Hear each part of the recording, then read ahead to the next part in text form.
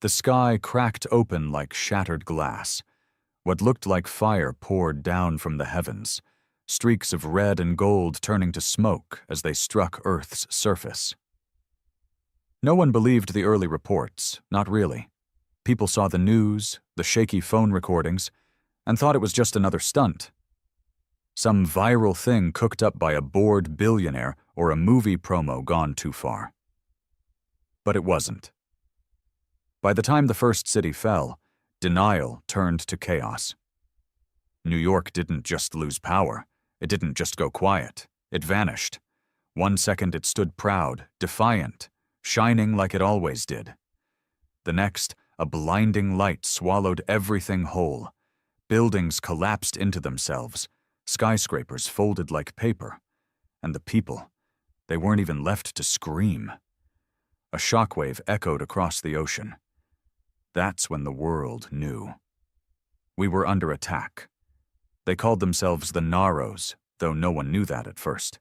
7 feet tall, black armor that shimmered like oil on water, and glowing blue eyes that didn't blink. They didn't speak our language, didn't care to. They landed without a word and began their purge. It wasn't about conquest or control. They didn't want slaves. They didn't want Earth. They just wanted silence. Kill everything. That was the mission. The governments tried to fight, of course. Jets were scrambled, missiles launched, nukes even considered. But none of it mattered. Their tech was beyond comprehension. A single Naros cruiser hovered above DC for 36 minutes. That's all it took. The city was left in ruins, and the president, along with most of the cabinet, vanished into dust. I watched it all from the underground bunkers in Utah. They called us the Ghost Protocol, a last resort initiative nobody believed we'd ever use. Scientists, soldiers, hackers, and some of the worst people humanity had buried. All chosen for one reason. We were the monsters Earth would send when prayers failed. I wasn't a soldier or a genius. I was something else entirely. They called me Mira, no last name, just that. I was one of the twisted, the result of a long-buried human experiment that most thought had been shut down. Genetically modified, chemically enhanced, and neurologically unstable. They said I wasn't fully human anymore. Maybe they were right. We had no plan, no warning. Just destruction. But humanity never needed hope to fight back. We only needed something to lose. And by now, we'd lost almost everything. When the first Naros war beast entered the mountain range, it crushed everything in its path. The rocks, the trees, even the air trembled around it. It looked like a walking cathedral, massive, gothic, and humming with alien energy. But it bled when I struck it. The moment my blade sliced through its armor, I felt a rush. Not fear, not triumph. Rage. A quiet, ancient kind of fury. Humanity wasn't supposed to survive this. We were supposed to bow, to crumble. But we weren't built that way. I stood over its body, covered in its thick black blood, breathing hard. My bones cracked from the impact. My skin torn, eyes bloodshot. But I was smiling. "They brought hell," I whispered, gripping my weapon tighter. "But we've got something worse!" Behind me, the rest of the Ghost Protocol units emerged.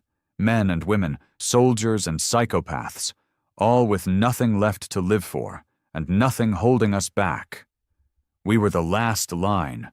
We weren't here to defend Earth. We were here to make them regret touching it.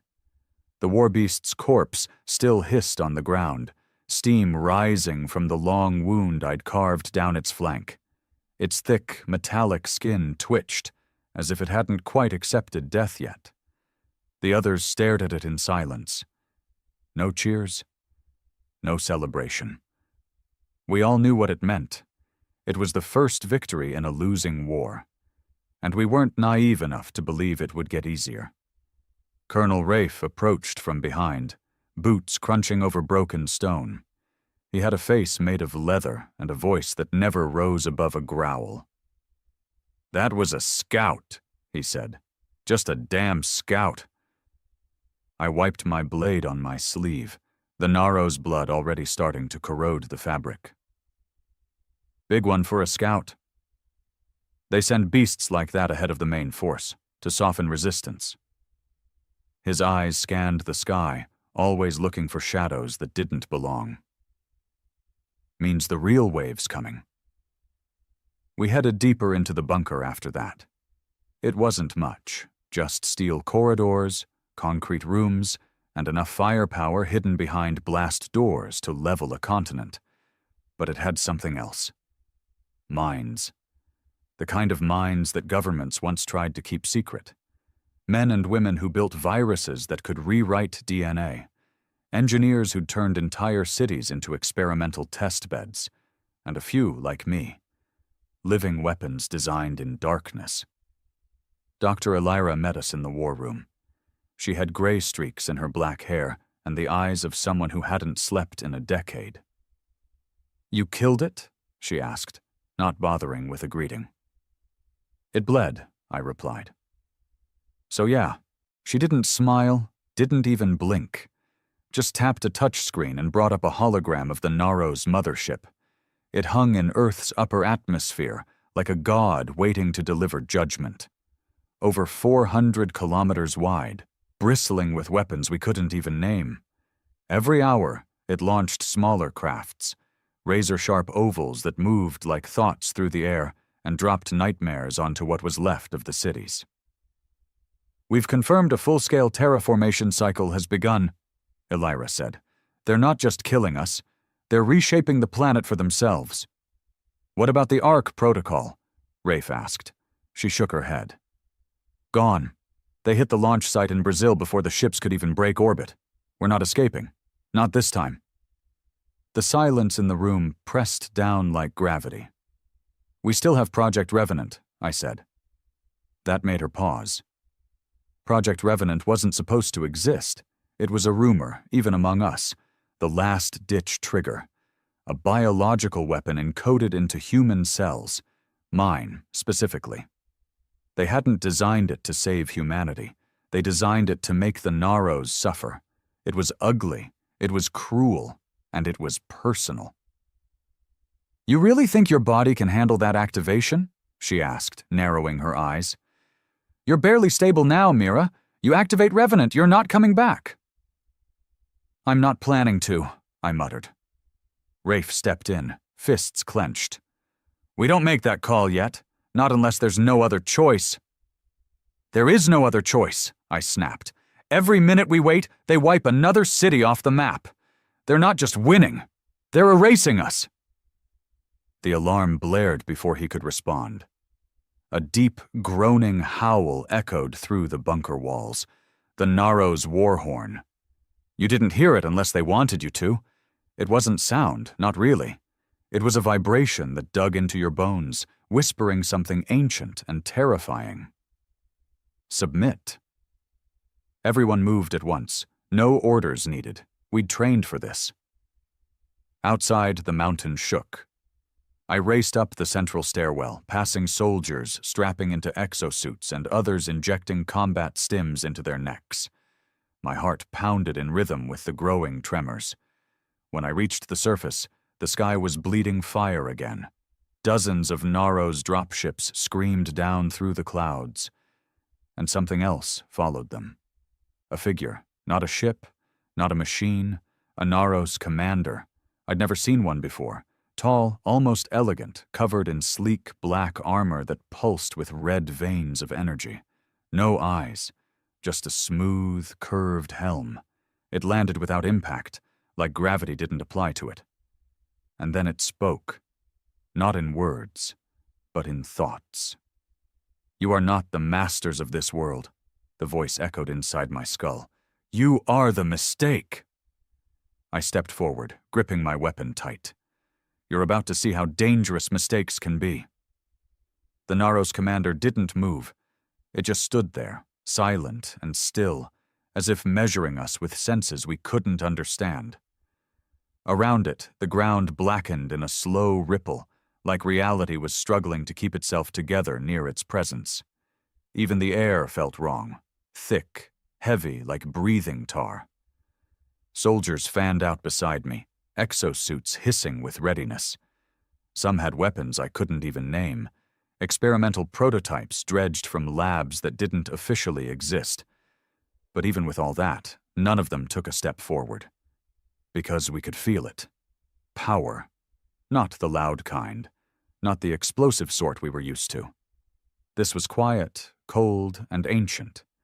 Like a god that didn't need to scream to be feared. It simply was. Then, without warning, it lifted one arm. The motion looked almost gentle, almost human, and 20 soldiers dropped dead instantly. No gunfire, no explosion, just death. Their bodies hit the ground like dolls with cut strings. No wounds, no blood, eyes wide open, frozen mid-breath. "Fall back!" Colonel Rafe barked through comms. But I didn't move.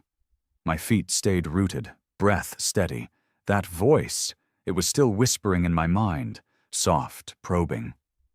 "You are broken things, crawling among the stars.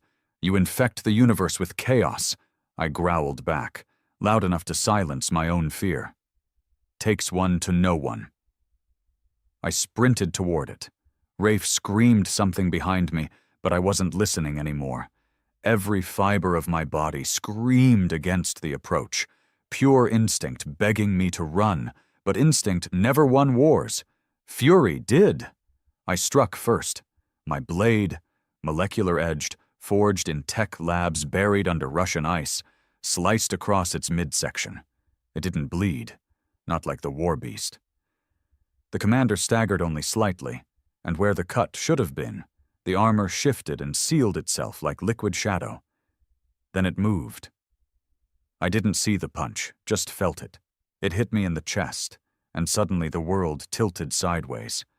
I was flying through the air, slammed into a boulder hard enough to crack bone. My vision blurred, taste of blood filling my mouth. But I got up. Broken ribs screaming, joints shaking, I got up. It tilted its head, curious. "You should not be able to stand." I spat on the ground. Get used to disappointment. Before it could attack again, a thunderous roar erupted behind it. One of our mechs, an old warframe from the Pacific conflicts, charged in, shoulder-mounted cannons lighting up the dusk. Shells slammed into the commander, each one shaking the ground. For a moment, it vanished in a burst of fire and smoke, but when the smoke cleared, it was still there, alive. Smoking, scorched, but alive. It raised its hand again, and the mech collapsed in on itself like a crushed tin can. Screams echoed from inside before the wreckage went still. And still, I moved. Because I had one edge, one thing they didn't. Pain. Humans knew pain like an old friend. We grew in it, evolved through it. The Naros? They didn't understand pain. Not really. Their minds were too clean, too logical. They erased weakness. We weaponized it. I activated the serum in my bloodstream, version 9 of Revenant, unstable, dangerous, incomplete.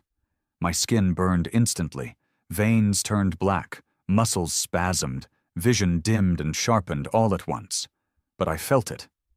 Power. Real, terrifying power.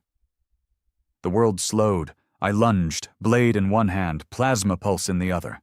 I struck again and again, each hit faster, harder.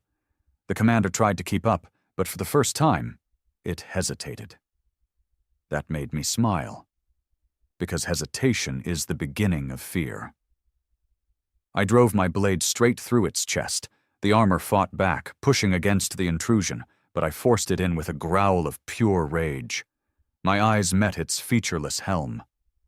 "You want to see a nightmare?" I whispered. "You're looking at it." The energy pulsing from me flared, and for the first time, the commander screamed. Not in words, not in thoughts, but in pure psychic agony. The sound shattered glass across the valley. Birds dropped from the sky. Even my allies fell to their knees. But I stood tall, gripping the blade buried in its chest, watching it fall to its knees. And before it died, it said one last thing. You are not what we expected. I leaned closer. We never are. It collapsed, its body folding in on itself until it was just ash. No explosion, no final strike, just silence. And in that silence, I knew they would send more, many more. But now, they'd bleed trying. The body dissolved into nothing, its ashes vanishing with the wind as if the planet itself refused to remember it. Around me, the valley was still. No birds, no wind, just scorched earth and the distant groans of dying machines.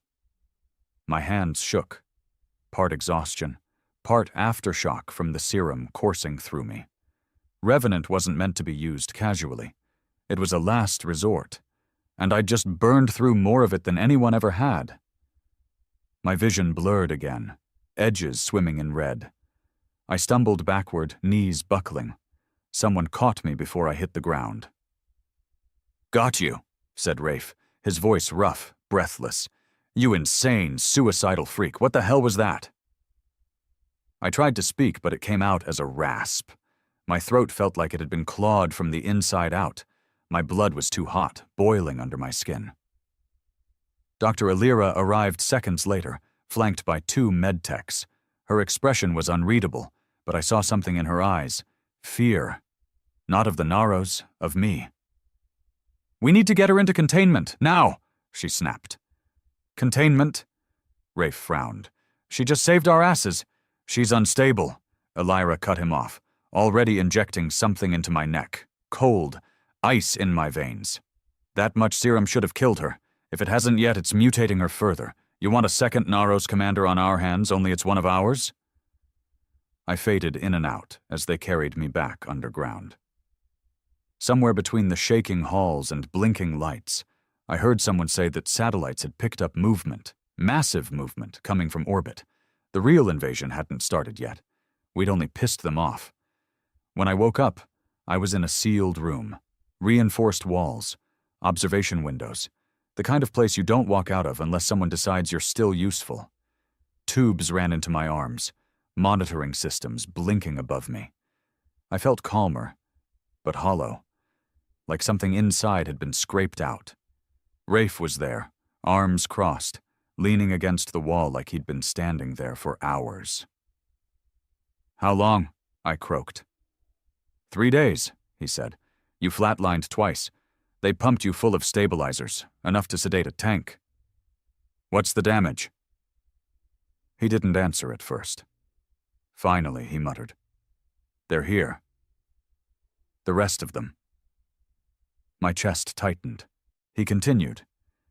"They landed in clusters, Africa, Asia, parts of South America. But not like before.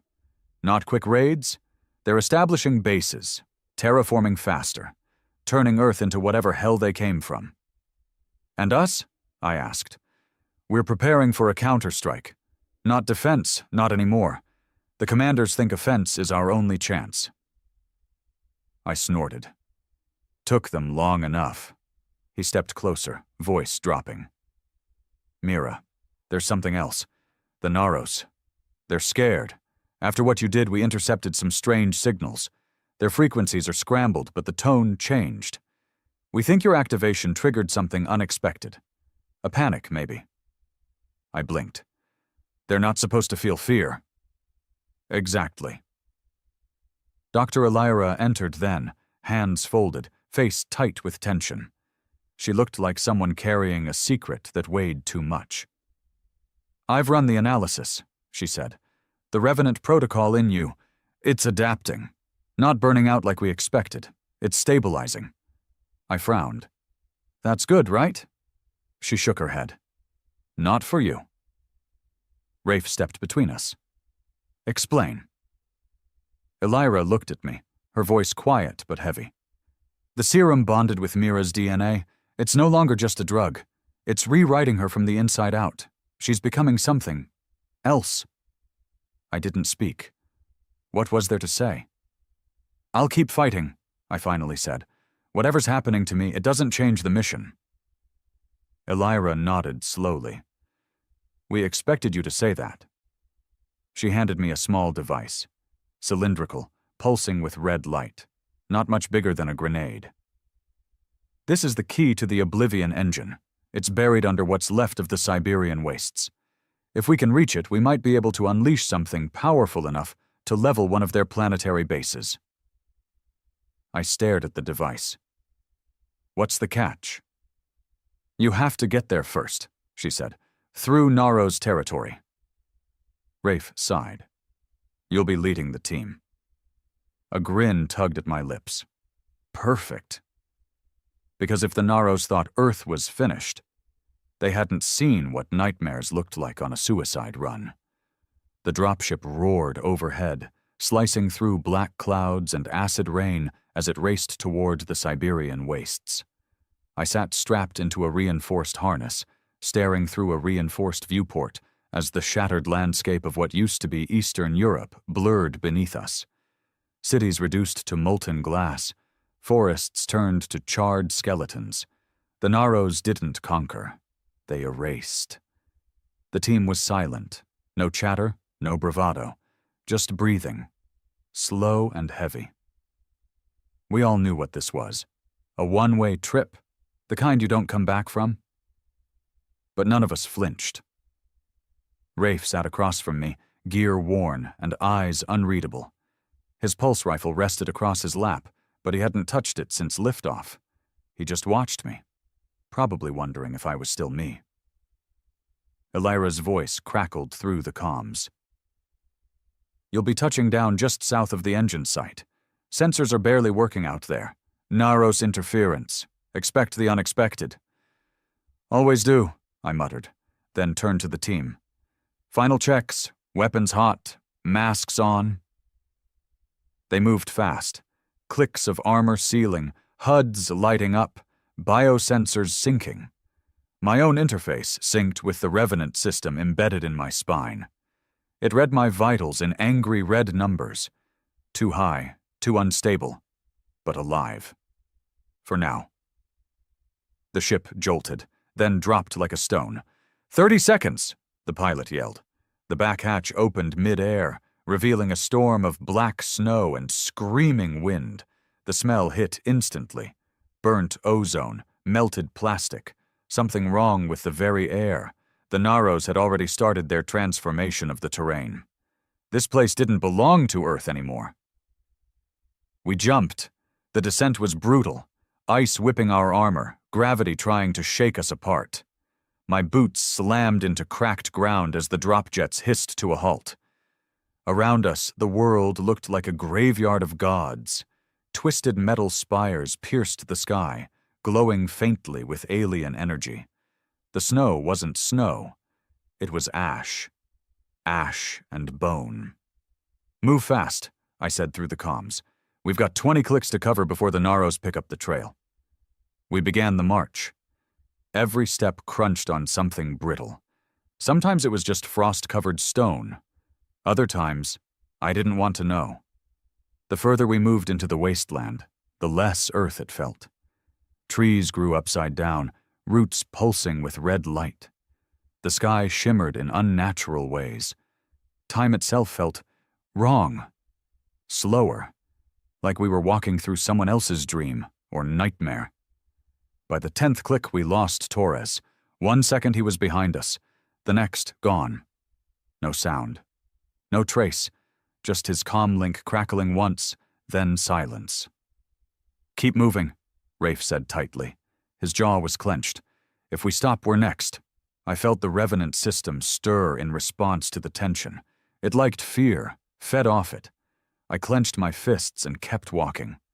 My body was changing faster now. I could feel it. Senses sharper, reflexes tighter, heartbeat slower than human, more deliberate, efficient.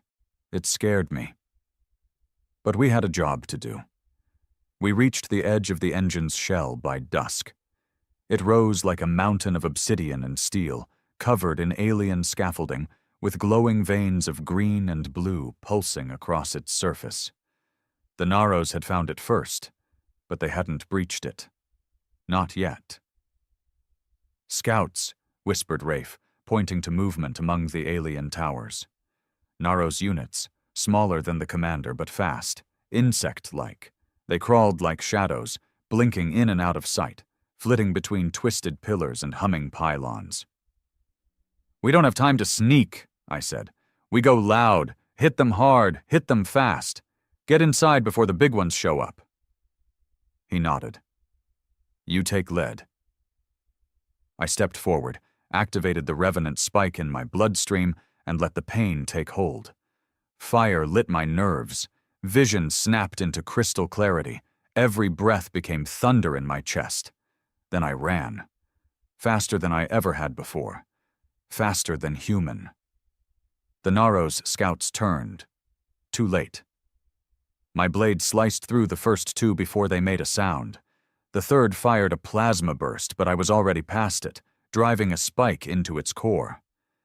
Rafe's team followed behind, cutting through the rest with brutal precision. By the time the smoke cleared, the engine's main door loomed in front of us. Massive, sealed, alien. But I could feel it, reacting to me. The revenant inside me pulsed with recognition. The door opened. Not with a command. Not with a touch. But like it knew me. And that was when I realized. This weapon wasn't made to stop the Naros. It was made by them. Inside, it was warm. Not the kind of warmth you get from fire or machinery. This was biological. Living. The walls of the engine pulsed like the inside of a beast, slick and humming with energy that prickled along my skin. Lights shifted in patterns that didn't seem random, as if the structure was watching us, breathing us in. The revenant in my blood thrummed like a tuning fork, resonating with whatever force lived inside this place. Rafe stepped in behind me, rifle up. "This doesn't feel like a weapon," he muttered. "Feels like we're inside a creature." "You're not wrong," I whispered, pressing my hand against one of the walls. It rippled under my touch, and a low, groaning sound echoed down the corridor. The others behind us hesitated. "Fall back if you're not ready," I told them, voice flat. "This isn't going to be clean." No one moved. Good. I didn't want clean. I wanted truth, and whatever this place was hiding. We moved deeper. As we walked, the corridor shifted, literally, rearranging, guiding us, like it wanted us to reach the center. I didn't trust that, not for a second, but I didn't resist it either. The Revenant was leading the way now, more than me. I was just the vessel. We reached what looked like a chamber, wide, circular, the size of a small stadium. In the center stood a massive pillar, fused with both alien metal and bone, human bone, dozens of skeletons embedded in it, and not just soldiers, civilians, children, their faces twisted in agony, locked in eternal scream. One of the soldiers, Dren, stumbled back and threw up. "What the hell is this?" Rafe breathed. I stepped forward slowly, heart hammering.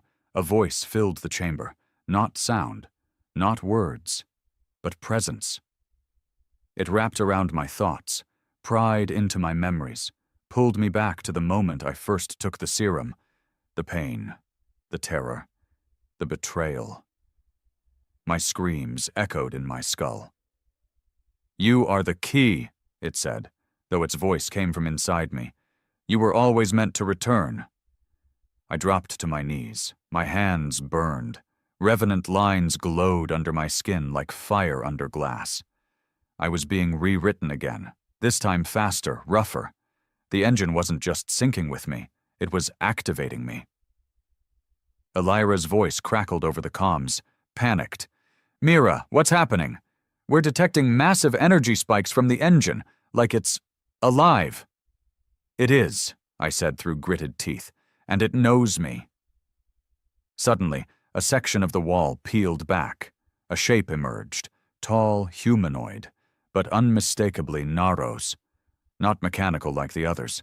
This one was organic, sleek, and monstrous, black as night, eyes burning with sickly green fire.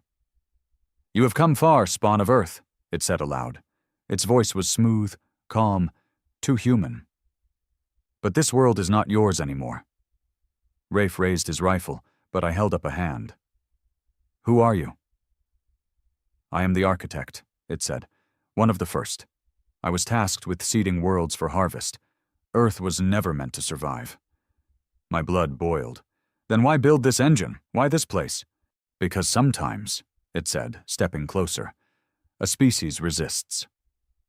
When it does, we study, we adapt, and we create something stronger.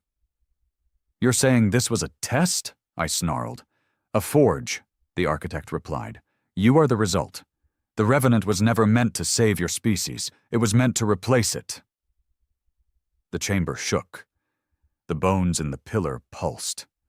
All around us, lights flared. My heart dropped as the realization hit me. They weren't building a weapon to destroy Earth.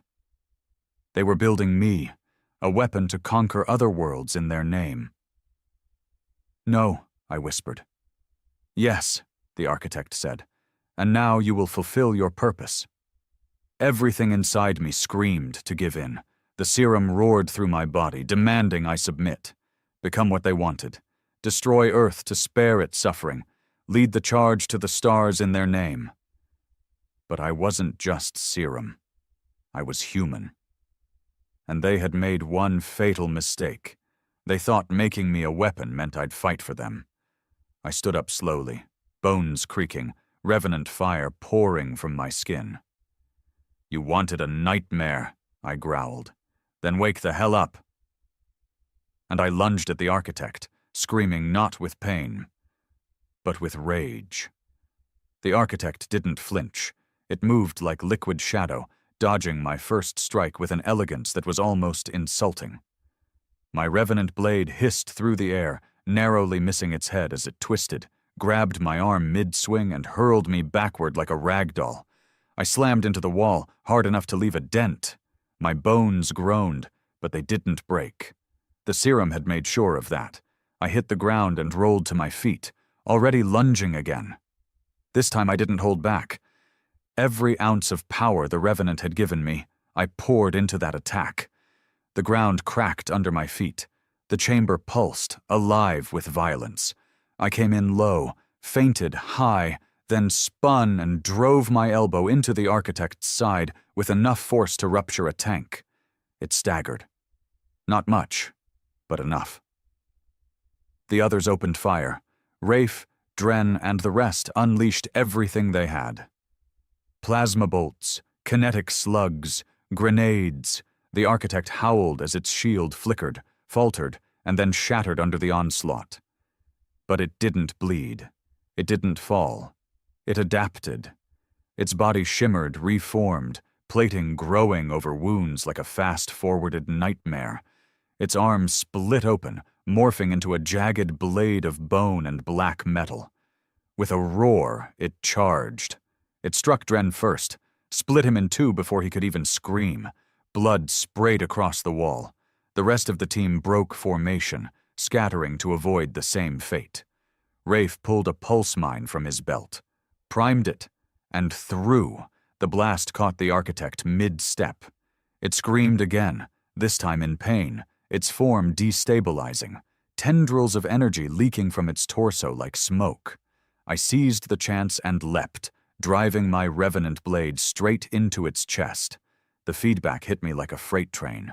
I saw visions, memories not my own, worlds burning, civilizations falling, Naros ships blotting out stars, and in the center of it all, me, my face, my hands, leading them, a puppet in the skin of a hero. No, I hissed. You don't own me. I twisted the blade. The architect roared, shoved me back, and dropped to one knee, its body glitching like corrupted code.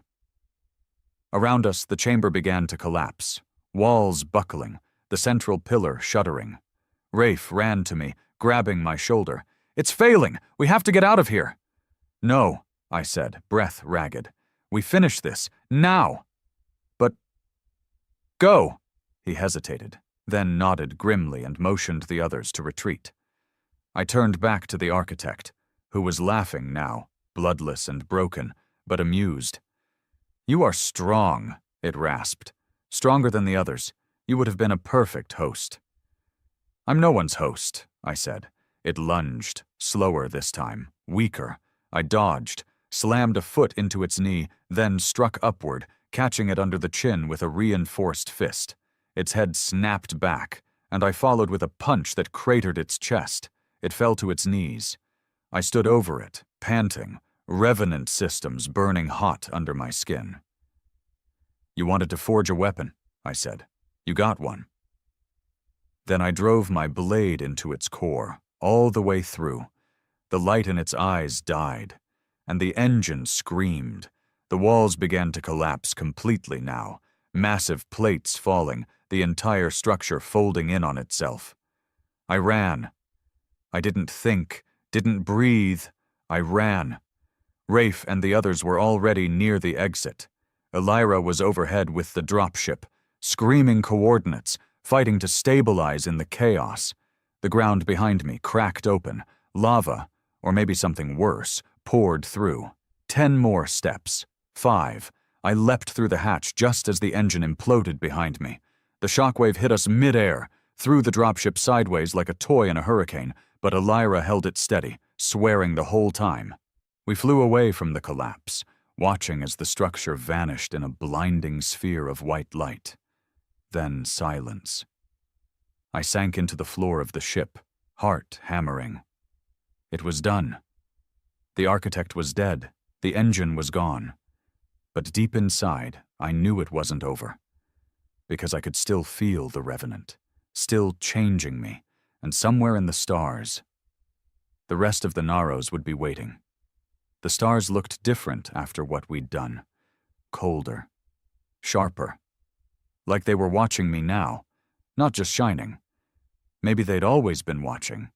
Maybe that's what the Naros were. Eyes of the void, never blinking, always waiting. We were halfway back to orbit when the damage reports came in. The engine's collapse had triggered a seismic shift across the region. Fault lines ruptured. Sinkholes swallowed entire ridgelines. The planet was bleeding, and not just from the wounds we gave it. Elira sat in the pilot's seat, silent. Rafe was across from me, staring down at the blood on his armor. Dren's blood. He hadn't said a word since we left the engine. I couldn't blame him. We didn't win a war. We just survived a massacre. And yet, something worse was still breathing inside me. Later, in the medbay, I sat under the scanners while Elira examined my vitals. The revenant markers were still spiking, higher than ever before. You're stabilizing, she said. No, I replied, I'm changing. She looked at me like she didn't want to say what was on her mind, but I said it for her. I'm becoming what they wanted. She didn't deny it, just whispered, Can it be stopped? I shook my head. Not anymore, but maybe it can be redirected. That night, if you could call space night, I stood alone in the observation deck, staring out at the black. My mind kept circling the architect's final words. You are the key, not just a key to the engine, a key to their future, to humanity's future. They hadn't tried to kill us because we were weak. They'd tried to rebuild us because we were strong and too stubborn to die. The Naros didn't want extinction. They wanted control, and when that failed, they wanted to use us. I'd destroyed their conduit, burned their design to the ground. But the war wasn't over. If anything, it was just getting started. The revenant in my blood was no longer a weapon built by aliens. It was now ours. Humanity's. We just had to decide what to do with it.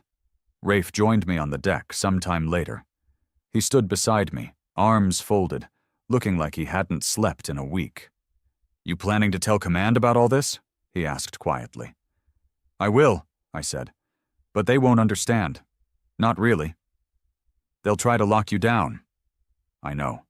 He nodded slowly. Then what are you going to do? I stared at the stars a long time before answering. I'm going to find them. Rafe turned. The Naros?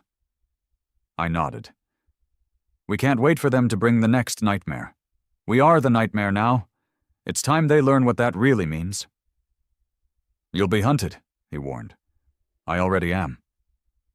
He didn't argue, just clapped a hand on my shoulder and said, Then you'd better give them hell.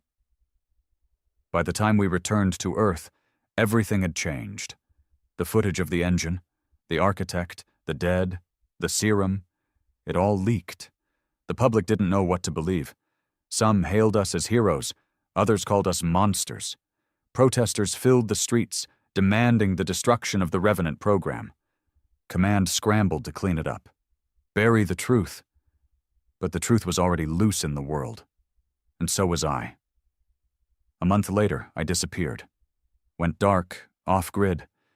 The Revenant wasn't killing me, but it wasn't done with me either. My body kept changing, stronger, faster, less human. My memories began to blend with things that weren't mine.